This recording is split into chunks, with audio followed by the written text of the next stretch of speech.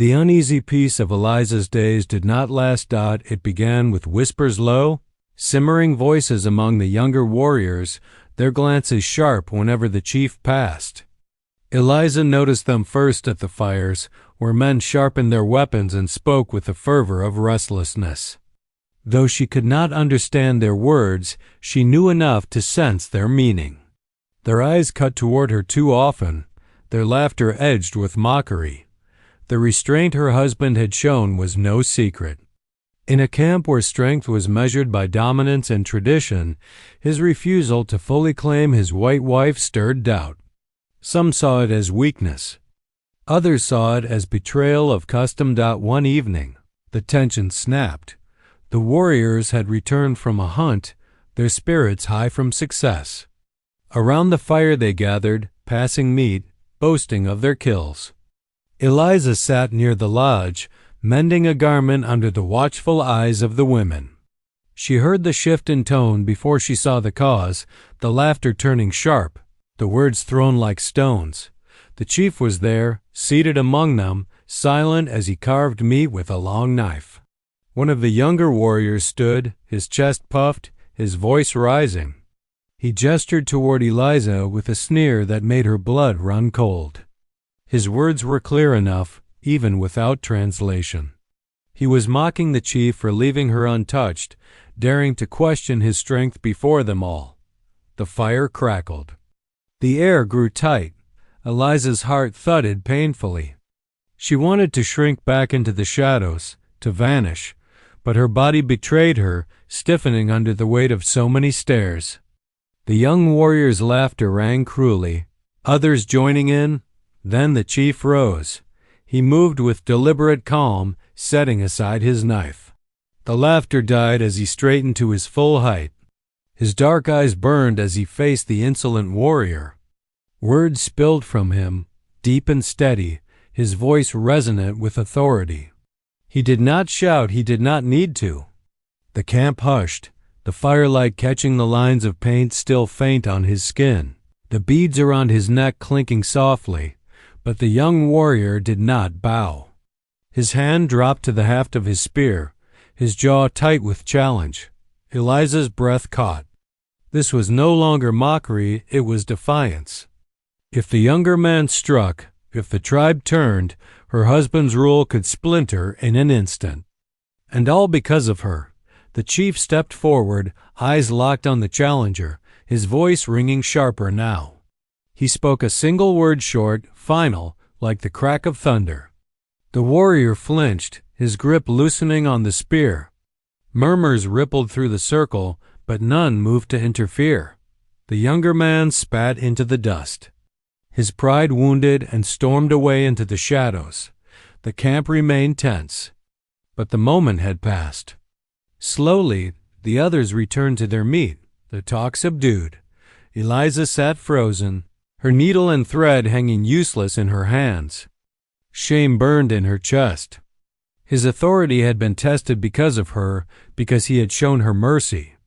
And though he had silenced the challenge, she knew more would come. His people would not forget. That night, when they returned to the lodge, she dared to meet his gaze.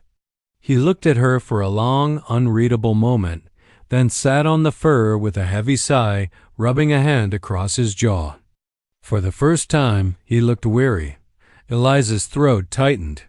She wanted to speak, but words failed her.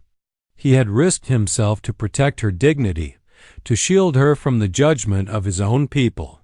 He had chosen her not just once, but again and again, in ways no one else could see. And for the first time since her capture, Eliza felt the stirrings of something stronger than gratitude. It was loyalty not born of obligation, but of choice. That night, she did not lie as far away as before. The space between them still remained, but it had narrowed. Her heart whispered what her lips could not yet say, "I am yours."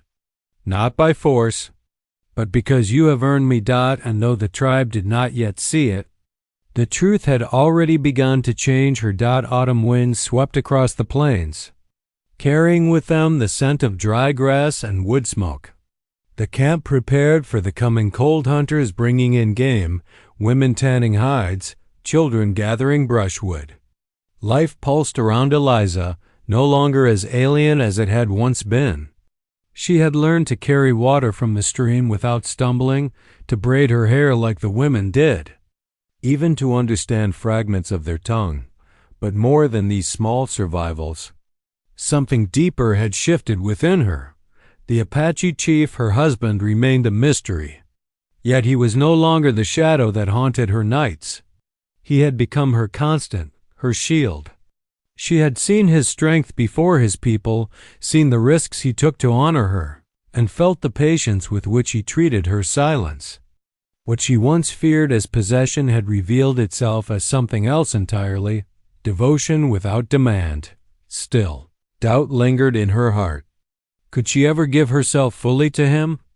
Could she cross the chasm between the world she had lost and the world she now lived in?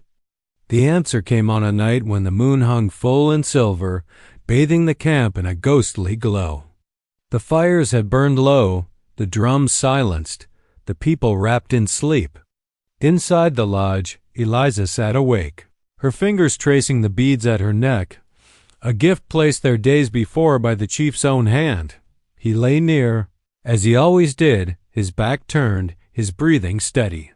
She thought of the countless nights he had left her untouched, though custom gave him every right. She thought of the defiance he had faced to protect her, of the questions he bore in silence for her sake. Her throat tightened with a realization that stole her breath. She was no longer afraid. Carefully she shifted, her shawl falling loose. Her hand reached out, hesitated, then touched his shoulder lightly. He stirred, rolling onto his back, his dark eyes opening to meet hers. For a moment, they simply stared, the firelight flickering between them. Her voice shook, but the words came clear. "I am yours." He did not move at once, as though testing the truth of her words. His gaze searched her face, the lines of fear gone now, replaced by something softer, freer. Slowly, he sat up, his hand lifting to brush a stray lock of hair from her cheek. His touch was reverent, almost hesitant, as though he could scarcely believe her choice, and it was a choice hers, not his. The silence between them shifted, no longer heavy with restraint but alive with promise. She leaned toward him, her heart pounding not with terror but with longing. His hand cupped her jaw, his thumb tracing her skin as if memorizing every contour. When his lips met hers, it was not the fierce claim of conquest but the tender seal of a union long delayed. Eliza's breath trembled against his. She had imagined this moment 100 times with dread, but reality undid her in ways she could not have foreseen. His strength was tempered by patience, his passion bound with care. For the first time, she did not feel captive. She felt chosen. The fire burned low, casting them in warm shadow. The walls of the lodge seemed to fall away, leaving only the two of them in a world remade. She gave herself willingly, her hands no longer clutching for protection but reaching, learning the language of his body as he had once taught her the ways of the earth. When at last they lay side by side, the distance that had once defined their nights was gone. She rested her head against his chest, listening to the steady rhythm of his heart. His arm curved around her protectively, holding her not as a possession but as a treasure. Tears welled in her eyes, not of fear this time, but of release. She thought of the girl she had been, trembling in the firelight of her capture. That girl was gone. In her place was a woman who had faced terror, loss, and longing and found love in the most impossible soil. The Apache had claimed her as wife. But it was Eliza, in the end, who gave herself. And so, beneath the silver gaze of the moon and the quiet blessing of the stars, two worlds joined not through conquest, but through choice. Dawn filtered into the lodge through small seams in the hide walls, painting pale stripes across the packed earth. Eliza stirred awake to the unfamiliar warmth of a fur beneath her cheek. For a disorienting instant, she thought she had dreamt it all, the raid, the fire, the chanting voices, the heavy gaze of the Apache chief. But then she heard the steady rhythm of his breathing beside her, and the reality came, rushing back like a storm tide. He was there, still lying on the fur where he had rested the night before, broad back turned toward her. He had not moved closer. He had not touched her. A knot of tension in her chest loosened, though not fully. She sat up slowly, clutching her shawl around her shoulders, her eyes fixed on him. The weight of last night pressed against her thoughts. Why had he stopped? Why had he spared her when he had every right, by his people's custom and by the sheer power of his will, to take what he desired? The flap of the lodge opened then, and a woman entered with a bowl of food corn, beans, and strips of meat. Her gaze flicked between Eliza and the chief, who was now stirring awake. The woman said nothing, but her eyes narrowed, questioning, almost sharp. She set the bowl down and left, her silence louder than words. Eliza caught the meaning. They expected something else to have occurred. Something final. The chief sat up, his movements unhurried. He glanced at her briefly, then reached for the food. He broke off a piece of meat and extended it toward her. Eliza hesitated, her pride warring with hunger. Her lips pressed tight, but her stomach betrayed her, tightening painfully at the smell. Slowly, she reached out and took it from his hand. Their fingers brushed for an instant, calloused strength meeting. Trembling hesitation, and the spark of it startled her. She ate quickly, grateful though she dared not show it. When she glanced up, she found him watching her. Not like a man surveying a prize, but as if she were a puzzle he meant to solve. Later that morning, when he stepped outside, the camp buzzed with a low hum of voices. Men gathered around him, their tones sharp, questioning. Though Eliza could not understand the words, she felt their weight.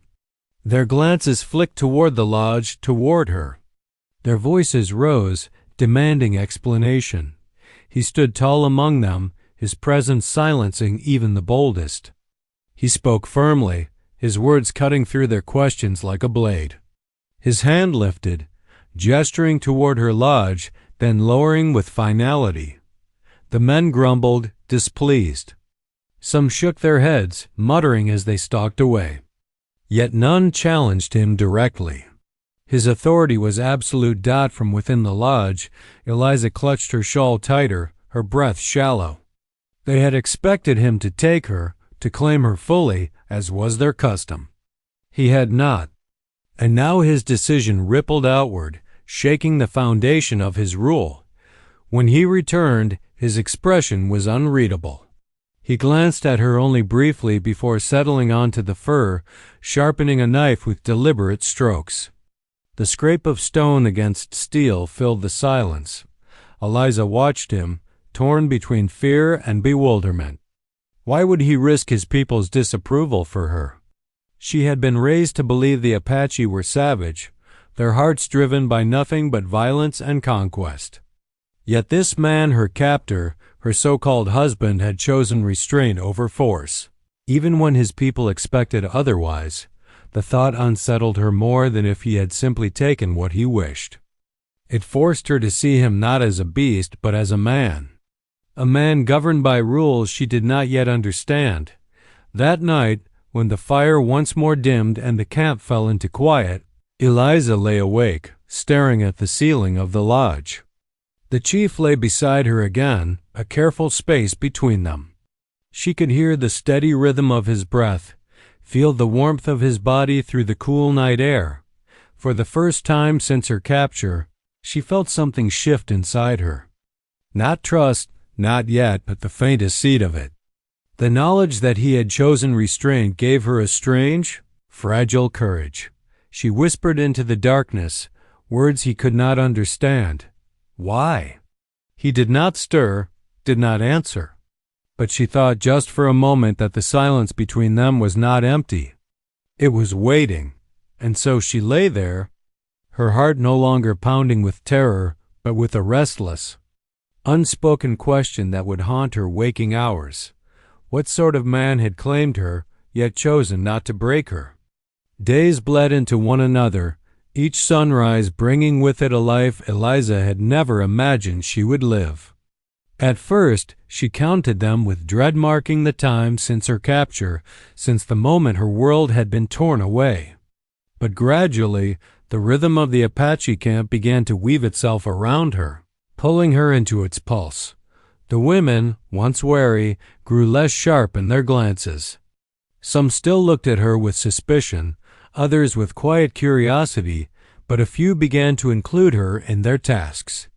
She learned to grind maize with a stone, to stir pots of beans over the fire, to mend torn hides with sinew. Her hands blistered, her back ached, but she bore it silently. Survival required no less, and always he was there. The chief moved like the center of the camp's gravity. Men came to him with disputes, with plans for hunts, with news from scouts. He listened more often than he spoke, but when he did, his word was final.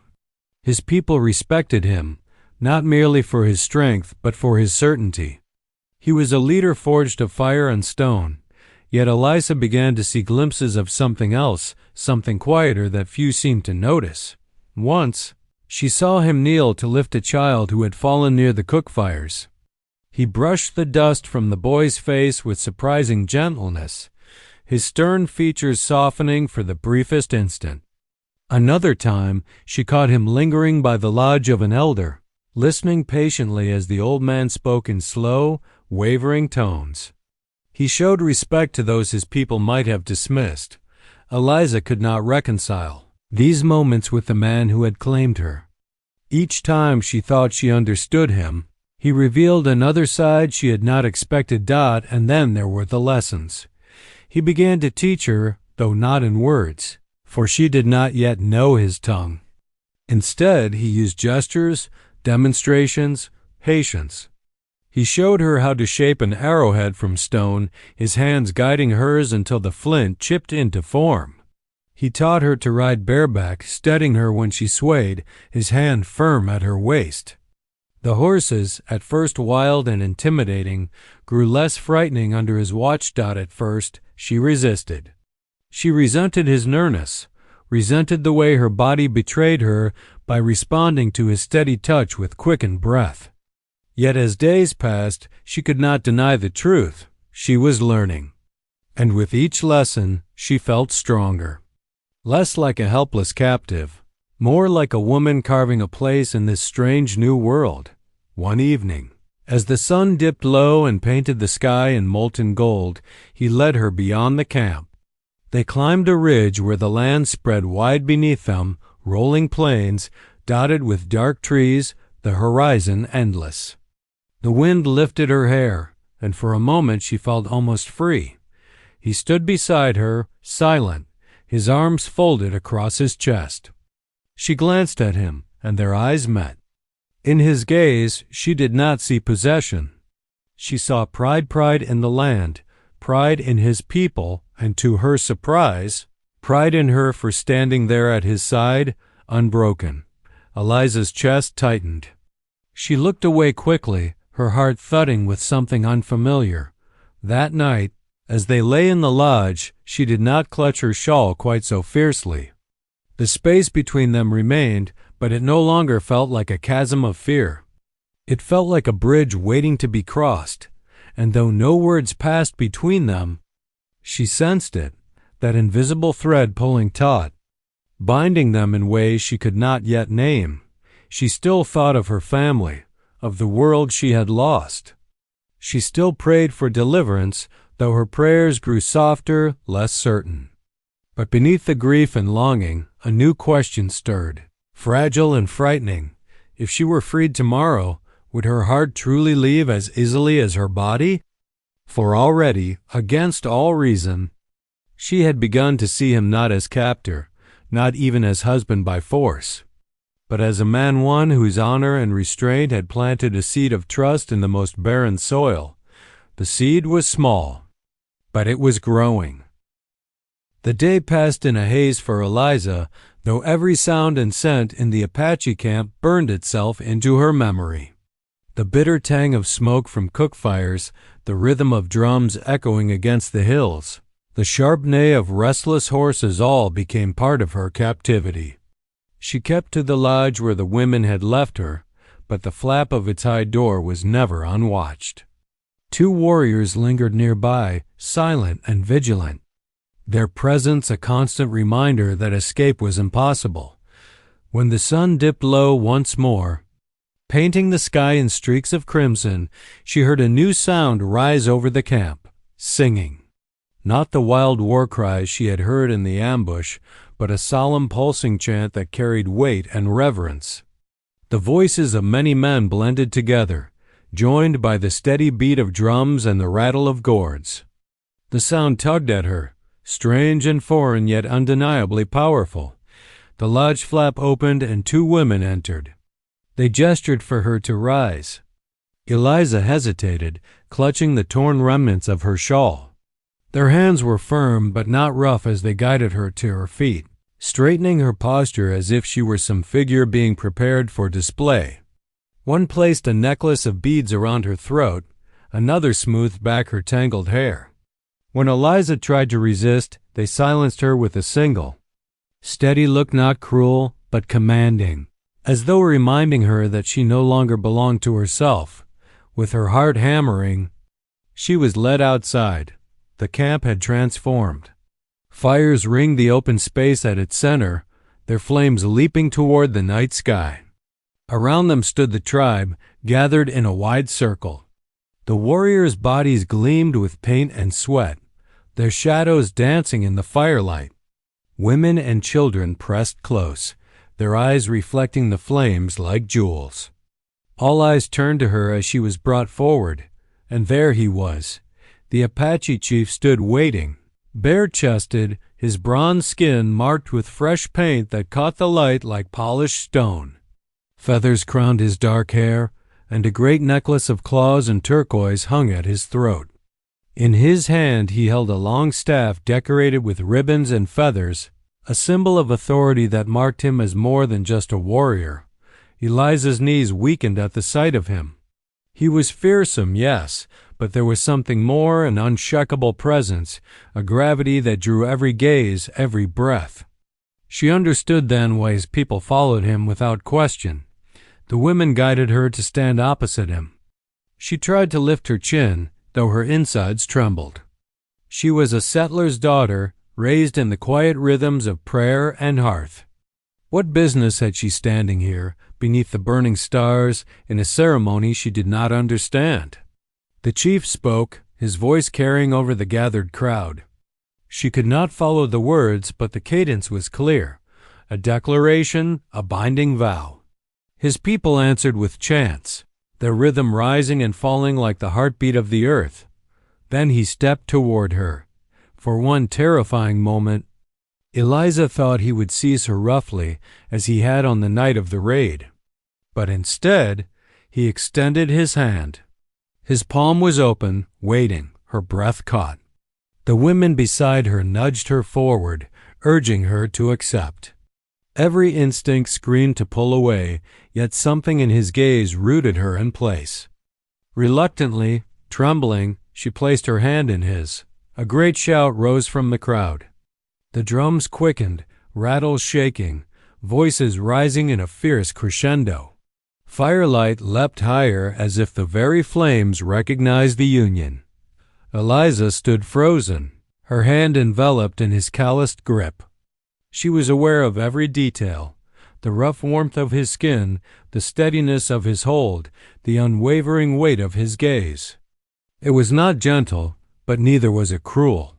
It was unbreakable. The chant slowed again, drawing to a close. The chief lifted their joined hands high for all to see. The tribe roared in approval, their voices carrying into the endless night. The ceremony was done. Eliza felt the weight of it settle over her like a shroud. She was no longer merely a captive. Before the entire Apache nation, she had been declared wife to their leader. Her heart pounded as she struggled to comprehend what that meant. what it would mean for her body, her spirit, her very soul. The chief lowered her hand but did not release her. Instead, he looked into her eyes for a long, searching moment. There was no triumphal smile, no mocking sneer. Only a calm certainty, as if he knew that destiny itself had been sealed tonight. When at last he let her go, the women returned to her side, guiding her back toward the lodge that now waited for her. But this time, it was not just a shelter. It was her bridal chamber. And as the fire roared and the drums faded into silence, Eliza knew the moment she had most dreaded was drawing near. The wedding night had come. The air inside the lodge was heavy with the scent of smoke and sage, its low ceiling pressing down like a weight. Shadows leapt across the hide walls where the firelight flickered, casting strange, restless shapes that seemed to mock Eliza's unease. She sat on a woven mat, her shawl clutched around her shoulders as though its frayed fabric could shield her from the fate that awaited her. Outside, the sounds of celebration still echoed, the last of the chants. The rattling of drums, the voices raised in songs of victory. They had celebrated her binding to the Apache chief as if it were a triumph of war itself. For Eliza, it was no triumph. It was a sentence. Her heart pounded so loudly she thought he must hear it even before he entered. The flap of the lodge stirred, and there he was. The chief stepped inside, his tall frame filling the narrow space with an almost suffocating presence. He moved with the same quiet power he had shown before his people, but now there was no crowd, no warriors, no watching eyes, only the two of them. Eliza's breath caught as he looked at her. The firelight carved his features in sharp relief. High cheekbones, eyes dark as obsidian, jaw set with strength and certainty. She could not read his thoughts, but his gaze was unwavering, as though he saw not just her face but everything she sought to hide, her trembling hands, her shallow breaths, the terror she tried desperately to smother. He set aside the staff he had carried in the ceremony, laying it across the furs at the edge of the lodge. Then he moved closer. Eliza's fingers dug into the fabric of her shawl. Her mother's words came to her in a whisper from long ago. Guard your virtue, Eliza, for it is your honor. But what power had she now to guard anything? She was no longer free. She belonged to him. When he knelt before her, her breath fled. He reached out, his hand brushing lightly against her wrist. She flinched, the instinctive recoil of a cornered creature. His brows drew together, not in anger, but in something almost like curiosity. Slowly, deliberately, he drew his hand back, giving her space. Eliza's fear tangled with confusion. Why did he hesitate? This was his right, was it not? Before his people, he had claimed her as wife. He had no reason to pause, no need to ask. Yet he did not seize her. Instead, he spoke. The words were low, gentle even, though she could not understand them. Still, the tone carried meaning. Not command. Not cruelty. Something quieter. Her eyes lifted to his, searching. He held her gaze steadily, his dark eyes unreadable but not unkind. With a slow, careful motion, he reached again, not for her wrist this time, but for the shawl she clutched so tightly. His fingers brushed the edge, waiting, not tearing it from her grasp. The choice, unspoken, was hers. Eliza's throat tightened. Her body screamed with fear, but beneath it, something else stirred, an ember of disbelief, of wonder. Could it be that this fierce warrior, who had conquered men twice his size and commanded the loyalty of an entire tribe, would hold himself back for her sake? Her hands trembled. She loosened her grip on the shawl just slightly, then snatched it back, clutching it to her chest again. She could not. Not yet. A silence stretched between them, heavy as stone. Then, to her astonishment, the chief inclined his head as though acknowledging her refusal. He settled back onto his heels, his broad shoulders relaxing, his eyes never leaving hers. For a long while he simply sat there, silent, present, unyielding but not pressing further. Eliza's heartbeat slowed from its frantic rhythm, though it did not calm. Her mind spun. This man could take what he wished, yet he had chosen not to. Why? Was it respect? Patience? Or some deeper code of honor she could not yet understand? At last he rose. He spread a thick fur across the ground beside her, then lowered himself to lie upon it. His movements were deliberate, calm, neither threatening nor dismissive. He lay with his back to her, one arm tucked beneath his head. Eliza's breath caught again, this time not from fear but from the strange, shattering relief that swept through her. He would not touch her. Not tonight. For a long time she sat upright, watching the steady rise and fall of his chest, her mind a storm of questions. Her body remained tense, her shawl clutched close, but slowly, so slowly, the weight of exhaustion pulled at her. She lay down at last, a cautious distance away, her eyes still wide open. The firelight dimmed, the drums outside faded into silence. Inside the lodge, two hearts beat in rhythm, separated by space yet bound by something far stronger than conquest. On her wedding night, Eliza had expected to lose everything. Instead, she discovered something she had never dared hope for. Mercy. And though she did not yet understand the man beside her, she sensed that this night had changed everything. The sun was dipping low in the western sky, staining the horizon in shades of blood and fire when the wagon train reached the narrow canyon pass. Dust clung to the wheels and the weary oxen snorted, their hides glistening with sweat. Families trudged alongside their wagons, their eyes fixed on the promise of land ahead, rich soil, fresh rivers, and the chance for a new life. Among them walked Eliza Whitfield, her bonnet tilted back, her face flushed from the heat. She was 20, with fair hair the sun had kissed into pale gold and eyes like a wide, uncertain sky. Though tired, she carried herself with the quiet dignity her mother had instilled, chin lifted, shoulders straight, never letting hardship bend her spirit. Yet beneath her composure lingered unease. She had heard the rumors whispered at every campfire. Apache raids. Her father had dismissed them. Cowards tailies, he'd said gruffly, tightening the reins of his horse.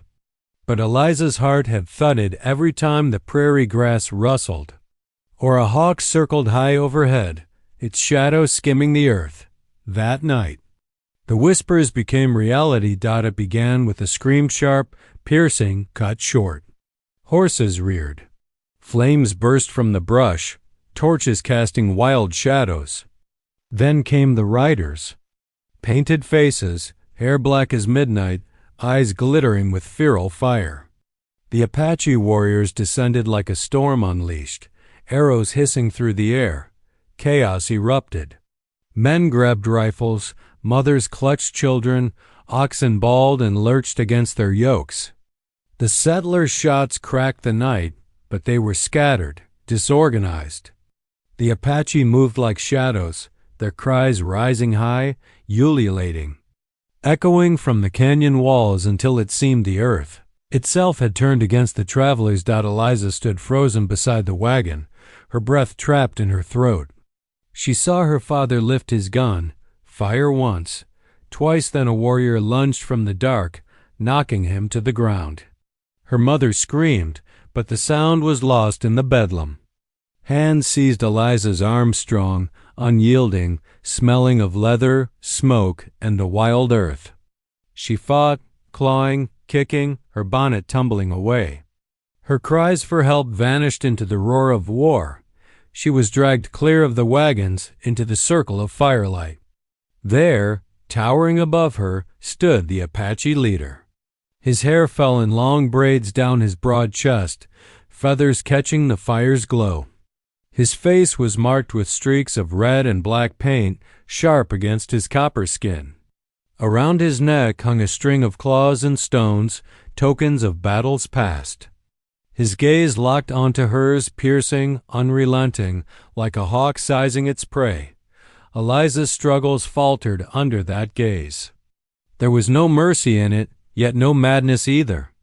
Something colder, steadier. Command. The warriors gathered, circling their captives. Some wagons burned, their canvas tops collapsing into sparks. A few settlers knelt bound, guarded by watchful eyes. The leader raised his hand and the camp fell silent. Even the flames seemed to hush. He spoke in a tongue Eliza did not know, deep, resonant syllables rolling like thunder. The men answered with shouts, stamping their feet, rattling their weapons. Then he turned, stepping toward her. Eliza's chest heaved. She wanted to flee, but her legs would not obey. He reached for her wrist, lifting it high before his warriors. Another cheer thundered through the night. Though she could not understand the words, the meaning was unmistakable. He had claimed her. Her heart pounded as the truth struck. She was no longer Eliza Whitfield, daughter of a settler family bound for fertile land. She was a captive, a prize, her fate sealed by the will of a man who stood as both conqueror and judge. Tears burned her eyes, but she forced them back. If this was to be her end, she would not face it broken. Yet inside, her spirit quivered with terror. She thought of her mother, her father, the life she had known, all swallowed by smoke and fire. The leader's hand tightened on her wrist, firm but not cruel. He studied her as though measuring something unseen, her defiance, perhaps, or the fear she struggled to hide. Then he released her and motioned to his men. 2 warriors flanked her, guiding her toward the darkness beyond the wagons. The night closed in, thick with the scent of ash and horse sweat. Behind her, the screams had faded into silence. Ahead lay only shadow and the unyielding presence of the warrior chief. Eliza's heart whispered prayers. She was not sure heaven could hear. She had been taken. The Apache had claimed her. And as the canyon swallowed her steps, she knew her life, every dream. Every certainty had been stolen in the space of a single night. The night stretched on as the Fihames, the Apache war party, moved swiftly through the wilderness, their horses sure-footed on stony ground, their captives half-dragged, half-led along the winding trail. The moon hung pale above them, a cold witness to conquest. Eliza stumbled often, her skirts torn and her shoes caked in dust. Each time she faltered. The warriors at her side urged her forward with sharp words she could not understand, though their meaning was clear enough. Her legs trembled, yet fear drove her onward. The canyon walls fell behind them, replaced by open plains where the prairie wind carried the faint cry of wolves. By dawn, they reached the Apache encampment. It rose from the earth like a hidden world, clusters of lodges built from hides, smoke curling from fires already stirring to life, children darting like sparrows between the shadows. Women looked up from their morning tasks as the war party rode in, their dark eyes keen, measuring the spoils the men had brought. The prisoners, few who had survived the ambush, were herded to one side. Some settlers had been slain outright, their bodies left behind where they had fallen. Eliza did not let herself think of her parents. She could not bear the image. She fixed her gaze on the ground, clutching the remnants of her torn shawl around her shoulders. Then the Apache chief dismounted. He stood taller than most men she had ever known, his presence commanding even without words. The tribe parted to let him pass, their respect evident in the way they lowered their eyes or stepped aside. His long strides carried him straight to her. Eliza's pulse quickened as his shadow fell across her. She lifted her chin despite the fear coiling in her belly, refusing to cower openly. If she was to face him, she would not do so meekly.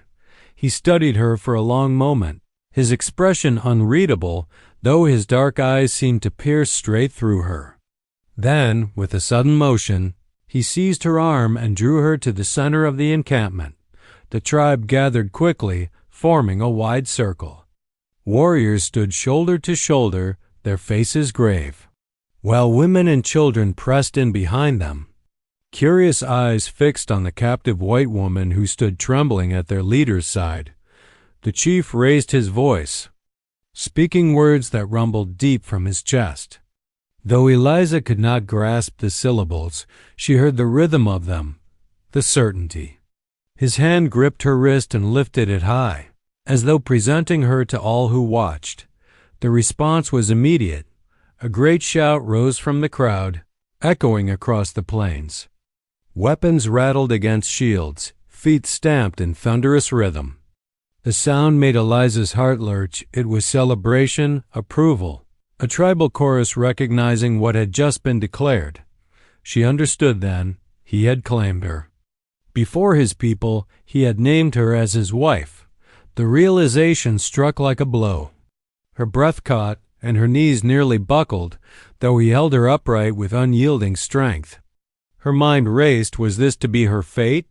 To belong to this man, bound not by choice but by conquest? The idea was both terrifying and incomprehensible. The women of the tribe began to murmur among themselves. Some regarded her with open curiosity, others with disdain. A few smiled knowingly, as though her future was already plain. Children pointed, whispering, their wide eyes filled with wonder at the pale-skinned stranger now woven into their lives. The chief released her wrist at last, but not before his gaze lingered on her face. His expression softened, just barely, but it was enough for her to sense something unexpected. This was not a man driven solely by cruelty. There was purpose in his claim, something beyond victory. Yet what purpose? She could not guess. Eliza's stomach tightened as two women approached her. They spoke quickly, gesturing toward a lodge at the far end of the camp. Though their voices were not unkind, their firm hands left her no choice.